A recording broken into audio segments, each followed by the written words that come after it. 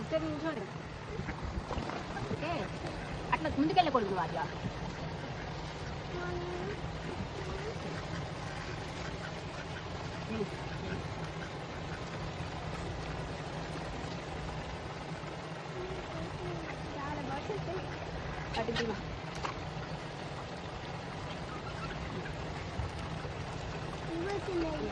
పడిపోతా